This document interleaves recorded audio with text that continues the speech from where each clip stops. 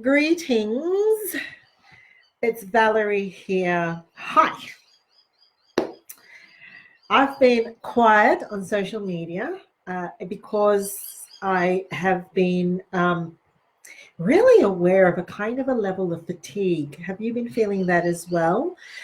Just the level of fatigue, exhaustion, not being able to front up and actually come on live. And yet today I felt like I needed to do it because I'm all about being authentic, regardless of how I feel, being able to actually be authentic and show up. And I just saw a post by my friend, Kim. If you're watching this, Kim, you prompted this. I wasn't going to come on live, but I have now because of your post. And I think she got it right.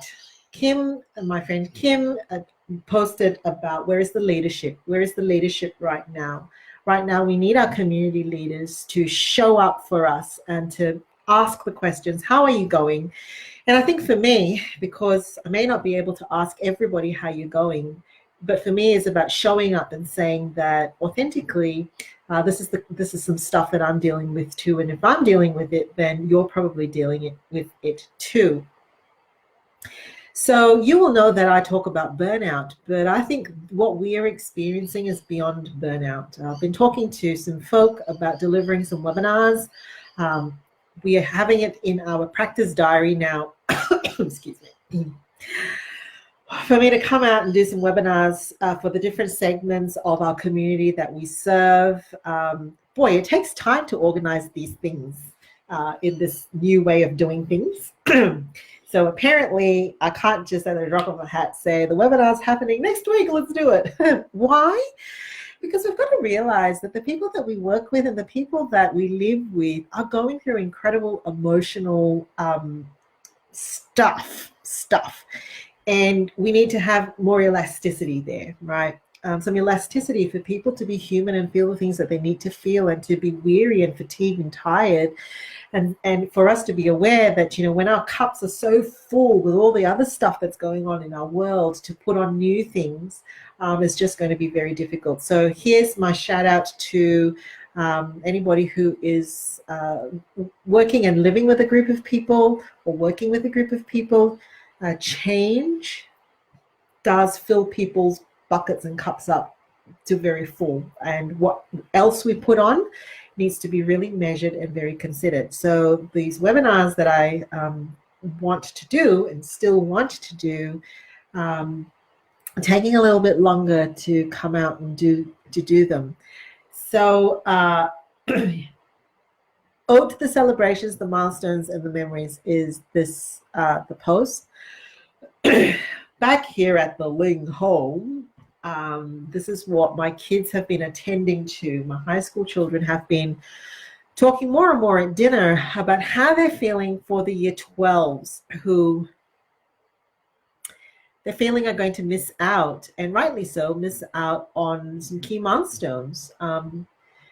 They don't know when's the next time they're going to see their classmates, whether this was it and they didn't really have a chance to have a proper goodbye. Is there going to be a HSC? Will it finish? Will it end? What about the formals? The memories that would have been created? Everybody has a photograph album of a formal, right? Whether it's a year 10 or a year 12 formal. Will they be the generation that misses out? They've been talking about that.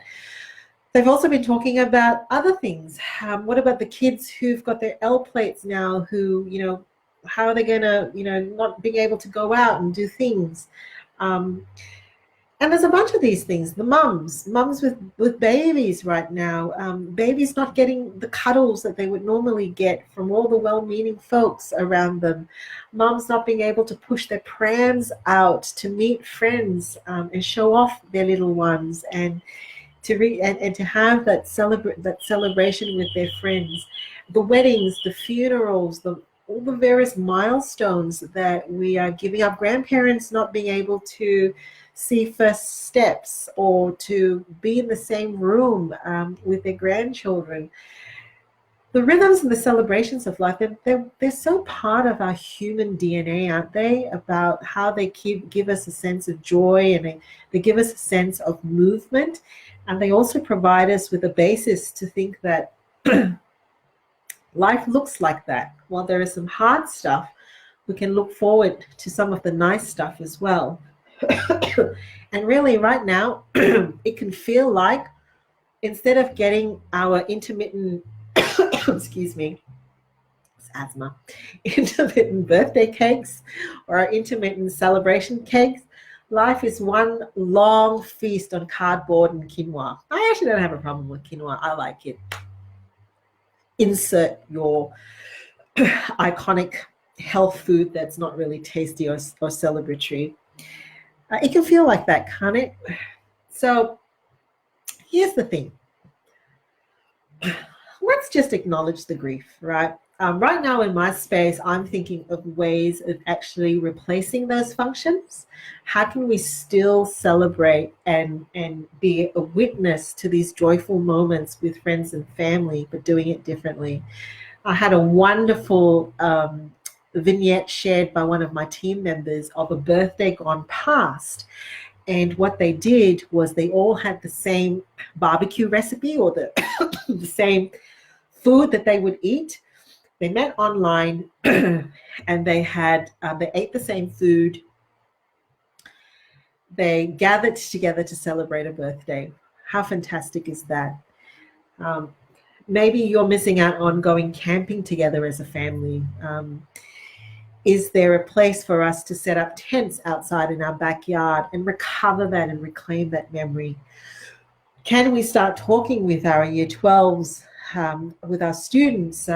What do you want the formal to look like? Just because it's not going to happen right now doesn't mean that it can't happen on the other side. What's the main thing, right? This is what I've been asking some people too. Like, everybody has got a different idea of what's the iconic thing for them that ticks the box for the celebration. Is it the dress shopping? Is it the makeup and the hair? Or even for someone I was talking about who's really grieving that they're not going to be able to have the wedding. And I asked them, when you actually think about the wedding, what is it? What's the iconic thing that just ticks the box for you? And this person said, it was an arch. It's an archway. That's interesting. Like, everybody has got a different thing, right? It wasn't necessarily the dress for this person. It was the archway. And it's like, well, recover that.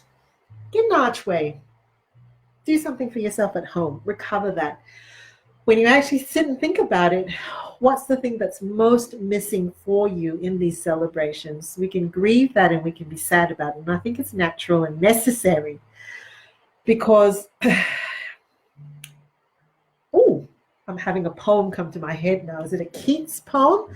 Those of you who know more about these things, I'm actually remembering a poem which talks about how when you savor the sadness that comes with death, for example, you also know the sweetness of what it is that we celebrate. So when we acknowledge the things that we are grieving and that we are losing, it also provides us some really keen insight into the joys of what it is that we're missing.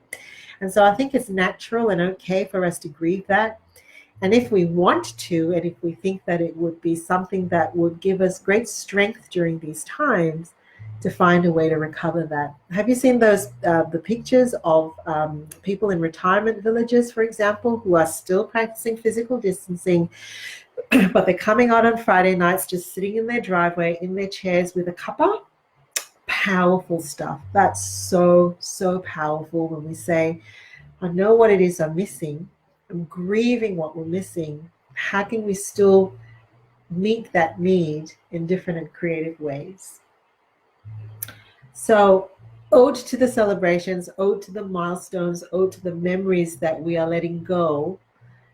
And when the moment of grief allows you to step into the green shoots that come out of this, the new ways of recovering it, go to town on it. Go to town on it. Do what you have to do, what you feel like you need to do, as long as it's legal and respectful of all the physical distancing rules that we have. Why not? And see if you can get a couple of mates and some family online to share those ideas with you and make it happen. Enjoy the rest of your afternoon.